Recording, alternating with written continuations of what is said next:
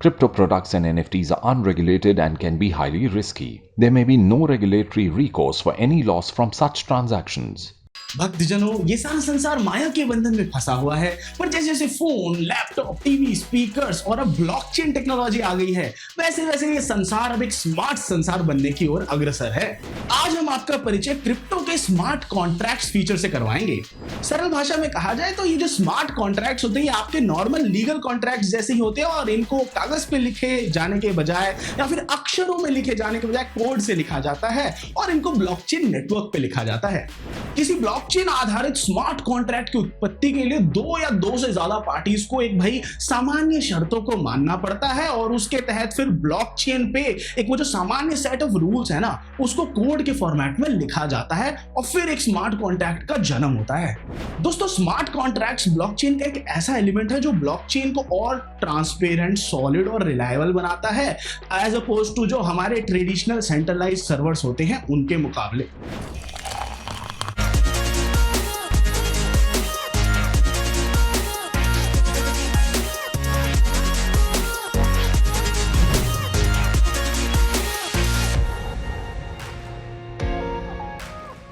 नमस्कार मित्रों, मैं हूं आपका दोस्त आदित्यनाथ झा। स्वागत है आपका क्रिप्टो अनफिल्टर्ड के एक नए एपिसोड में। और आज हम देखेंगे कि स्मार्ट कॉन्ट्रैक्ट्स क्या भूमिका निभाते हैं क्रिप्टो की जगत में।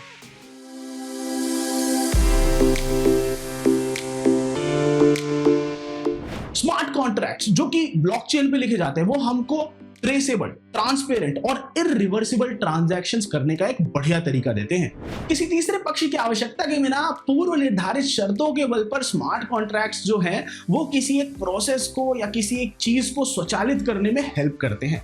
इसलिए ये स्वास्थ्य सेवा, सरकारी सेवाएं या फिर जो वित्तीय सेवाएं होती हैं, ऐसी कई सारी जो संवेदनशील बिजनेसेस होती हैं, इनके बड़े ही काम आ सकता है। स्मार्ट कॉन्ट्रैक्ट्स के एग्जीक्यूशन को कंफर्म करने के लिए किसी भी तीसरी पार्टी जैसे कि ब्रोकर, लॉयर या बैंक, ऐसे किसी भी बिचौलिए की जरूरत नहीं होती है। इसी वजह से किसी और से डाटा मैनिपुलेशन के खतरे को खत्म कर देता है स्मार्ट कॉन्ट्रैक्ट। और भाई, बिचौलिए ना होने की वजह से स्मार्ट कॉन्ट्रैक्ट्स के कारण जो पैसा बचता है वो तो अलग ही है। जब दो या दो से अधिक पार्टियां ब्लॉकचेन आधारित स्मार्ट कॉन्ट्रैक्ट में आते हैं, तो वो घुसपैठ एवं अन्य दिक्कतों से अपने डेटा को बचाने के लिए एक कदम की ओर अग्रसर हो जाते हैं। और आपको ये बात पता होनी चाहिए कि स्मार्ट कॉन्ट्रैक्ट जो है वो इंक्रिप्टेड होते हैं। दोस्तों, अभी हाल ही में लंदन के एक जाने माने डायमंड प्लेयर डी बीयर्स ने अपना एक ब्लॉकचेन प्लेटफॉर्म लॉन्च किया। इस प्लेटफॉर्म से ये डायमंड माइनर्स जो है वो अपने डायमंड स्टोन्स का जो लीगल ओरिजिन है, ऑथेंटिसिटी है, इसी सब को ब्लॉकचेन के थ्रू रिटेलर्स को दे पाएंगे। डी बीयर्स जो है वो ब्लॉकचेन की मदद से इलीगल डायमंड्स को मार्केट में उतरने से रोकना चाह रहा है। डिस्ट्रीब्यूटेड लेजर टेक्नोलॉजी के बढ़ते उपयोग के कारण काफी ज्यादा तेजी से डेवलपमेंट हुई है और अडॉप्शन तेजी से हुई है स्मार्ट कॉन्ट्रैक्ट्स की।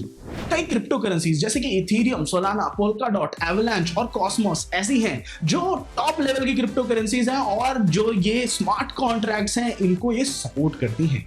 तो दोस्तों, हमारे साथ है रोहास नागपाल जी, जो कि है क्रिप्टो एक्सपर्ट, और आज हमें बताने वाले कि भैया स्मार्ट कॉन्ट्रैक्ट होता क्या है, बनेगा कैसे, एंड हमको ये वॉक थ्रू कराएंगे इस बढ़िया चीज के थ्रू।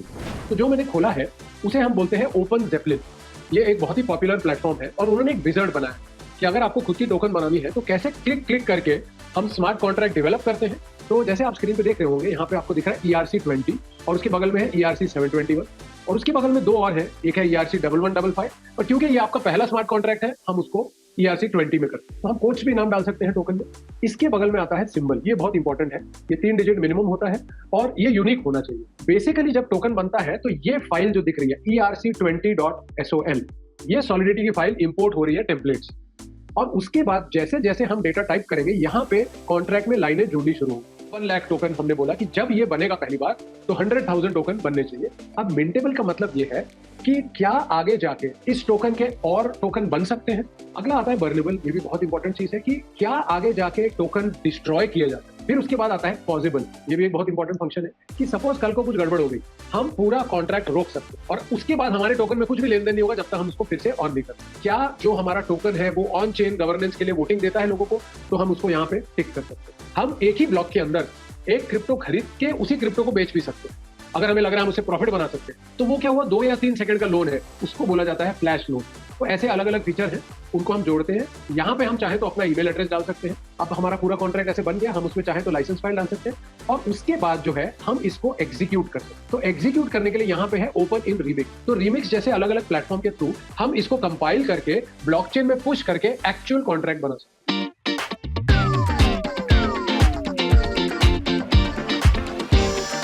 आइए जरा देखते हैं क्या और महत्वपूर्ण बदलाव हुए क्रिप्टो के जगत में पिछले कुछ दिनों में। कॉइन ट्रैकर, जो कि एक international crypto currency tax compliance firm है, उसने अनाउंस कर दिया है कि वह भारत में एंट्री करेगा। यह प्लेटफॉर्म क्रिप्टो होल्डर्स को उनके टैक्स फाइल करने में और पोर्टफोलियो मेंटेन करने में भी काफी हेल्प करेगा। रिजर्व बैंक ऑफ इंडिया को अपने आप को एक नए ताजा विवाद में देखना पड़ा जब कॉइनबेस सीईओ ब्रायन आर्मस्ट्रांग ने कहा कि उनके जो UPI based crypto buying service है उसकी असफलता के पीछे इनका हाथ है। आर्मस्ट्रांग के अनुसार भारत में अभी भी एक प्रकार से क्रिप्टो पर शैडो बैन है, क्योंकि भारत में क्रिप्टो की गतिविधियों को कुछ साल पहले बैन किया गया था और अभी भी सरकार जो इसके प्रति उतनी प्रीति नहीं रख रही और किसी ना किसी तरीके से इसकी डेवलपमेंट रोकी जा रही है। टेरा के रीसेंट क्रैश के बाद आरबीआई गवर्नर शक्तिकांत दास ने भी इंडिया के क्रिप्टो यूजर्स को सावधानी बरतने को लेकर काफी क्लियर वार्निंग दी है। दोस्तों, भारत में क्रिप्टो ट्रांजैक्शंस पर 28% जीएसटी भी लग सकता है। अब भाई समय ही बताएगा आगे क्या होगा। वहीं दूसरी ओर कॉइनबेस के क्रिप्टो एक्सचेंज ने रिपोर्ट किया 44% टोटल गिराव 2022 के पहले क्वार्टर। KuCoin क्रिप्टो एक्सचेंज अब अपना ध्यान लगा रहा है कुछ ऐसे नए प्रोडक्ट्स लॉन्च करने पर 2022 में जो कि डिसेंट्रलाइज्ड फाइनेंस यानी DeFi पे बेस्ड हों। इस सिंगापुर स्थित कंपनी ने हाल ही में प्री सीरीज बी फंडिंग में $150 मिलियन रेज किए। AMC थिएटर्स के सीईओ एडम एरॉन ने हाल ही में कहा कि अब क्रिप्टो ट्रांजैक्शंस जो है वो उनके टोटल ऑनलाइन पेमेंट्स का 35% हिस्सा बन चुकी है।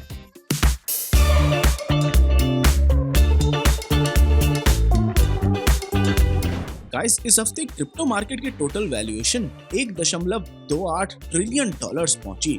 मई का महीना क्रिप्टो करेंसीज के लिए उतना लाभदायक नहीं रहा जितना मार्च और अप्रैल रहे। यूएस में रिसेशन जैसे आसार बनते दिख रहे हैं, जिस वजह से वहां पर इंटरेस्ट रेट्स पर बढ़ोतरी हो रही है। जहां एक तरफ बिटकॉइन की वैल्यू $30,000 के इर्द गिर्द घूमती रही, वहीं दूसरी ओर ईथर $2,000 के आसपास घूमता रहा। डोजकॉइन और शिबा इनू दोनों ही मीम कॉइन्स कॉन्स्टेंटली लॉस में रहे। लॉसेस की वजह से स्टेबल कॉइन्स जैसे कि टेथर, USD कॉइन और बाइनेंस USD, इन सब पे भी काफी गहरा प्रभाव आया है। और एक्सपर्ट्स का मानना है कि हर मार्केट फ्लक्चुएशन बुरा नहीं होता, कभी कभी स्टेबलाइज होने से पहले सिचुएशन खराब होती ही है।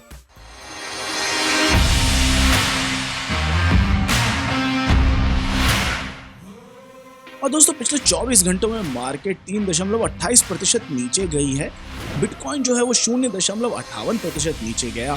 इथेरियम जो है वो 3.26% नीचे गया और बढ़त देखने को मिली टेथर को, USD कॉइन को, पर इन सब की भी बढ़त जो थी वो एकदम ही नॉमिनल थी और कोई ज्यादा नहीं थी।